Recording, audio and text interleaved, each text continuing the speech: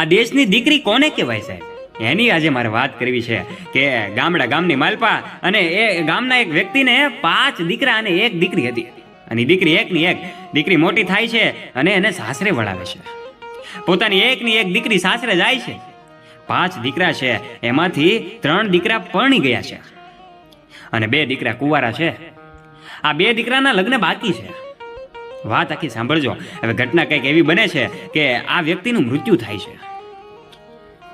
ભાઈઓ બહેનને એ સમાચાર મોકલે છે કે બહેન, બાપુજીની તબિયત બરાબર નથી, બહેન તું આવી જા. તો બાપુજીની તબિયત સારી થઈ જશે. ખાસ સાંભળજો, ભાઈઓએ એ બહેનને એમ ન કીધું કે પિતાજી ગુજરી ગયા છે. બહેનને એમ સંદેશ મોકલ્યો કે પિતાજી બીમાર છે, પિતાજીની તબિયત ખરાબ છે, તેઓ બીમાર છે, એટલે તું આજે જ પિતાજી પાસે આવી જા. તું આવી જાય ને તો પિતાજીની તબિયત સારી થઈ જશે.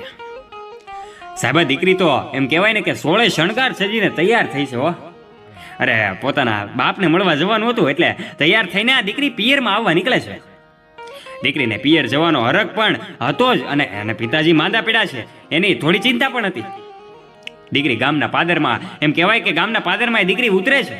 ઘરે જતા જતા એમને કોઈએ પૂછ્યું કે મારા પિતાજીની તબિયત કેમ છે? આ દીકરીએ પૂછ્યું એટલે બોલ્યા કે બેન, તને ખબર નથી? અરે, તારા બાપા તો ગુજરી ગયા છે. સાહેબ, આટલા શબ્દો સાંભળતા જ એ દીકરી એમ કહેવાય કે ભાંગીને ભૂકો થઈ જાય છે. સાહેબ, આ કરુણતા તો તમે જુઓ. એક ક્ષણે દીકરીએ એના બધા ઘરેણા ઉતારીને પોટલું બાંધી લીધું. સાહેબ, આ આખી વાત તમે સાંભળો. બાપ છોડીને જતા રહ્યા હોય અને એ સાંભળીને દીકરીનું હાલત શું થઈ છે એ તો તમે કલ્પના કરો. અરે, આંખમાંથી પાણી ન હમાય. સાહેબ, એ દીકરી પોતાના ઘરે તરફ રવાના થાય છે. એના પિતાની નનામી નીકળી છે. એમ કહેવાય કે જીવતા છીએ તો નામનું મહત્વ, મર્યા પછી એને નનામી કહેવાય. અને એક તરફ આ નનામી નીકળે છે. બધી બહેનો ઝાપેથી પાછા વળી જાય છે. આ નનામી સ્મશાને પહોંચે છે. પણ નનામી સ્મશાને પહોંચે ને એ પેલા એક ભાઈ આડા ફેર્યા છે અને કહ્યું છે કે આ બાપા ગુજરી ગયા છે એનું મને દુઃખ છે, પરંતુ આ એમના દીકરા કોણ? એટલે 5 ભાઈઓ ઉભા હતા. એમણે કહ્યું કે અમે એમના દીકરા છીએ. એ ભાઈએ કીધું, તમારા બાપા મને સારી રીતે ઓળખતા હતા. હું આ સમયે અહીંયા અમુક વાત કરું તો અજુકતું લાગે. મારે એવું ન કહેવાય, પણ તમારા પિતાજીએ મને કહ્યું હતું કે હું ગુજરી જાવ એ સમાચાર મળે એટલે આ વાત તું મારા દીકરાને કહી દેજે. એટલે હું આ કહેવા આવ્યો છું. એ ભાઈ બોલે છે કે તમારા પિતાજીની પાસેથી મારે 8 લાખ રૂપિયા લેવાના છે. હું અત્યારે પૈસા લેવા કે ઉઘરાણી કરવા નથી આવ્યો. અરે, હું તો ખાલી તમને કહેવા આવ્યો છું. બસ તમારાથી કોઈ એક સ્વીકારી લે કે મને 8 લાખ રૂપિયા આપવાના છે એટલે હું પાછો જતો રહીશ. હવે શું થાય છે એ સમજો. આ 5 દીકરા શું કરશે, શું જવાબ આપે છે એ સાંભળજો. ત્યારે મોટો દીકરાએ કહ્યું કે મારી પાસે તો ક્યાં પૈસા છે અને ઉપરથી આ બધો ખર્ચો મારા પર. એટલે બીજા 2 દીકરાઓએ પણ એમ કીધું કે અમને તો કઈ આપ્યા વગર જ એ નોખા કરી નાખ્યા છે. અમને કાંઈ આપ્યું જ નથી. સૌથી નાના હતા એ બંને ભાઈઓ બોલ્યા કે અમને તો ક્યાં પરણાવ્યા છે, અમારી પાસે તો ક્યાં કઈ છે. બધાના જવાબ સાંભળીને આ ભાઈ કહે છે કે હું અત્યારે પૈસા ઉઘરાવા નથી આવ્યો. બસ તમે કોઈ એક કબૂલી લ્યો કે એમણે અમારી પાસેથી પૈસા લીધા હતા એટલે હું અહીંથી જતો રહીશ. તમારા બાપનું કરજ તો તમારે જ ચૂકવવું પડે ને. ત્યારે 5 ભાઈઓ કહે છે કે અમે 1 રૂપિયો પણ નહીં આપ્યો. જો તારે પૈસા જોતા હોય ને તો બાપા ગયા ને એની ભેગો જતો રહે. તારા 8 લાખ રૂપિયા ત્યાંથી લઈ આવજે, અમારી પાસે ઉઘરાણી કરતો નહીં. તને પણ બાપા ભેગો સળગાવી દઈશું. સાહેબ, કેવી ઘટના ઘટી છે કે આ બાજુ પેલા બાપા નનામીમાં પડ્યા છે અને એક બાજુ આ બધી ચર્ચાઓ ચાલે છે. પછી તો એમ કહેવાય કે 5 દીકરાએ પેલા ભાઈની વાત કબૂલવાની ના પાડી દીધી. એટલે પેલા ભાઈએ કીધું કે તમે મને મારી નાખો, પણ જ્યાં સુધી તમે નહીં કબૂલો ત્યાં સુધી હું અગ્નિદાહ નહીં આપવા દઉં. ધીમે ધીમે આ વાત દીકરીના કાને પડી. દીકરીને ખબર પડી કે મારા બાપ પાસેથી એમ કહેવાય કે કોઈ રૂપિયા લેવા આવ્યા છે, એ પૈસા માગે છે અને અગ્નિ સંસ્કાર કરવા દેતા નથી.